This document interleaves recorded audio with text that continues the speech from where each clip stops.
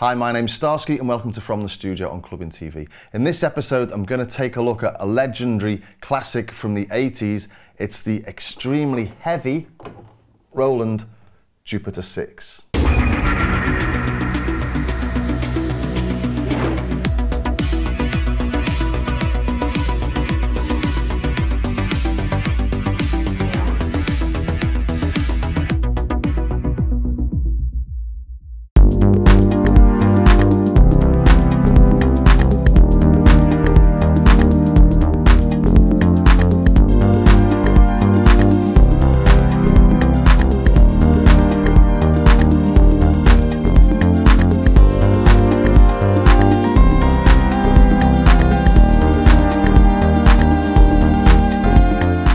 Now, one of these will set you back around £4,000. It depends on what condition they're in, who else is in the market at the time, but the prices of these things are skyrocketing.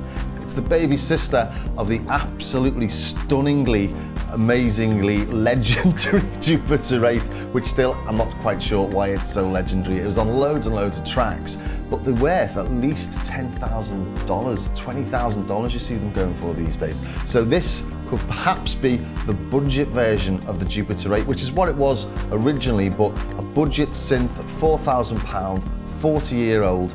Is it really worth it? So I thought I'd run through this today and just show you what you get for the sort of money that could buy you a MacBook Pro plus an audio interface, a few soft synths, some editing software and all sorts of things, so you could buy a whole studio for what one of these costs. So today I'm just looking at these older synths that you might not have heard of, that the prices are going through the roof. Are they worth it for anyone? And the very first thing you notice with this is just how heavy it is. And you can see why plasticky synths, for people that have had synths in the old days, feel sort of like toys when this feels like a tank. But having said that, most of these videos just play with the sliders and they say it feels really nice. It's got some sort of resistance to it, nice sort of movement. Listen to that. Just really scratchy. And they're really got no resistance whatsoever. And actually the travel isn't that great. That's, what's that, about 5 centimeters or something? So you're not even getting that finer control. If you look at the Roland boutiques that people don't like because they're far too small, actually the play on this isn't much different, although they are a bit wider spaced. And these knobs, they're just incredibly sort of loose, and that's not age. This is how they were originally. They're just sort of really plasticky, horrible little things. So I think you can see where this episode's going, can't you? So let's start off by taking a look at what the basic functions of this are. We've got 2 oscillators. We've got a filter that can be low pass, band pass or high pass. We've got 2 envelopes, a single LFO, plus all the other usual sort of modulation things like pulse width modulation and modulating the oscillators with the LFO and the envelope, all the standard stuff you get on most synths. Then on the bottom row here, we've got an arpeggiator. We've got these different key modes, so we can split the keyboard, so you've got 2 notes on the left and 4 notes on the right, or 4 notes on the right and 2 notes on the left. And then we've got the patch banks here, so you could store patches, even though it is so old, it did have patch storage. And then on the bottom left here, we've got the performance modes, and we've got the Roland bender that you get on loads of old Roland synths, but this doesn't do anything when you push it forward. Most of them go into modulation. The modulation button is here, and then we've got the controls for the pitch bend as well. So really pretty basic stuff. If you saw my episode on the UDO Super 6 a couple of weeks ago, you'll know that that's got this, and then each of those sections has got something more. So let's start off then, shall we, by just taking a quick listen to it, and we'll listen to the oscillators. Starting with oscillator 1, we've got 4 different waveforms. We've got a triangle. It's quite nice. We've got a sawtooth. Actually, that's got quite a bit of meat and depth to it, hasn't it? I was playing with this yesterday and I just ripped it apart, but actually playing it again with fresh ears, it's quite nice, that. And then we move over to the pulse, which we can change the pulse width of over here.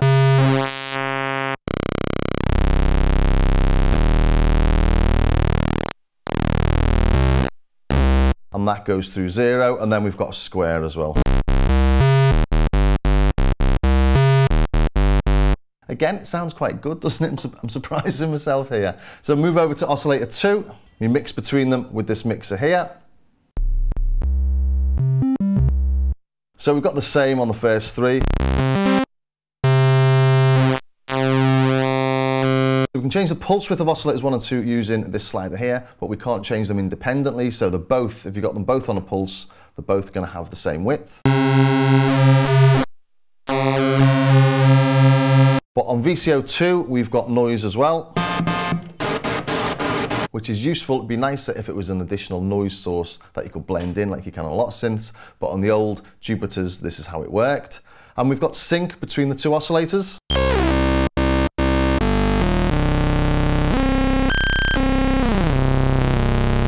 So that's syncing oscillator 2 with oscillator 1. Let's listen to number 2 on its own.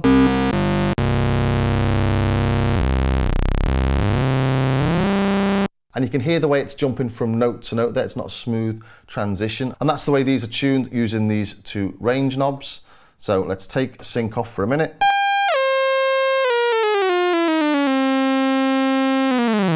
So that's going down semitone at a time, and then you tune oscillator 2 to detune it from oscillator 1. Using that. So if we've got the 2 oscillators together,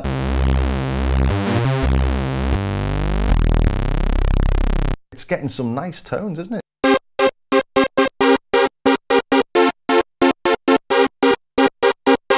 But you can do stuff like that on loads of synths, but this does it as well as anything else. Let's try a bit of pulse width modulation.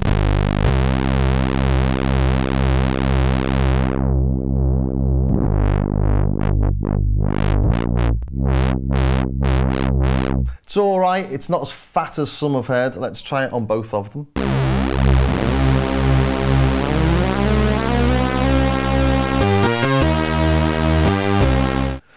It's all right. That's not, ooh. So going a bit out of tune there, and I do know that this synth in particular keeps on doing that. You've just got to hit tune. It's gone even worse. Try it again. Even worse.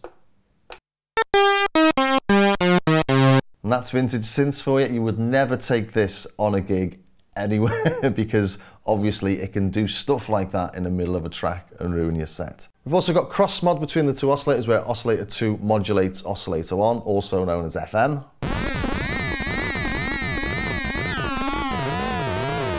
Just sounds horrible, doesn't it? Normally I get a bit of cross mod, and this is where you can get all those sort of nice clangs and you can get really dirty, disgusting bass tones out of it. Maybe you can, but I'd have to work a lot harder with this than I would with anything else.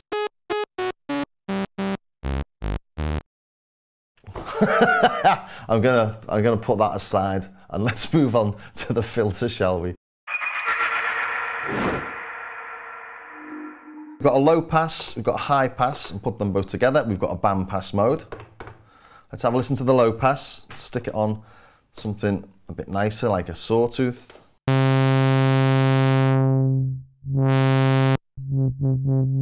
It's okay.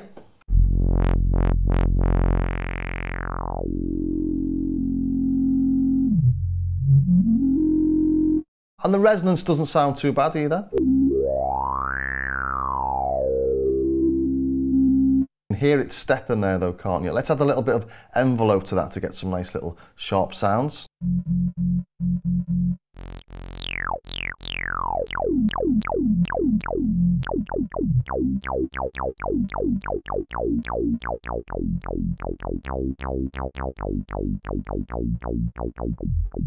Get all those classic sort of Roland style tones, but it's not very aggressive. We're not getting some really harsh nastiness that you can get on some of them, and it doesn't feel like it goes into self-oscillation either.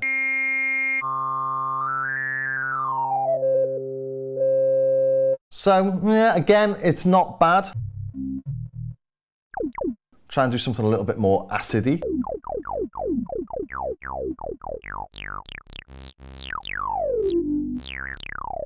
You feel like you want to push it a little bit harder. Reminds me a little bit of the Juno 2, the Alpha Juno 2, which is brilliant for doing all those sort of big, nasty Hoover sounds, but can't do anything really nice with the filter. When I say nice, I mean not nice. Anyway, let's try the high pass and the band pass modes.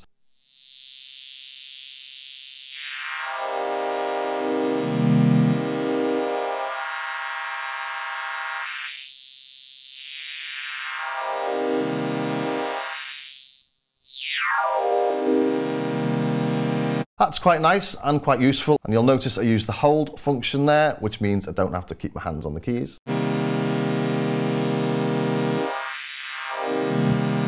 Let's try the band pass mode, so press high pass and low pass together.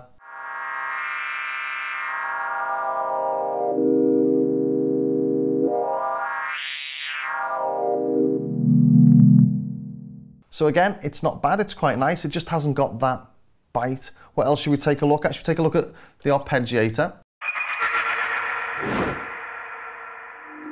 Again, it's a pretty simple affair this. We've got either up or down or both together, up and down, and we've got a range of 1 to 4 octaves. Let's just have a quick listen. Let's put hold on.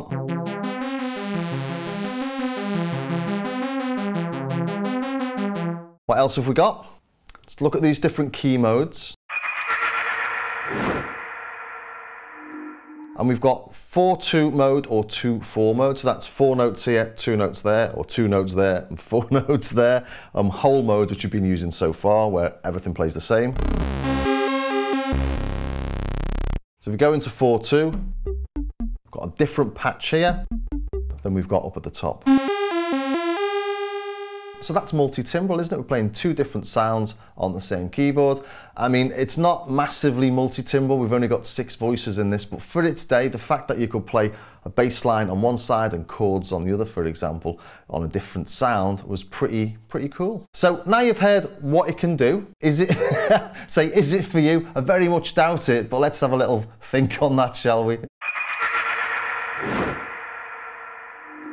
So as you might have suspected, I think for £4,000 you'd be insane to buy one of these, unless you're a bit of a collector or you've lusted after one for years, or there's a particular sound someone did in the past that you really like. I've not found a function on it though that I think that's the function, that's the one, and I can see why people want to buy it. There's nothing that jumps out at me as something that anything else can't do.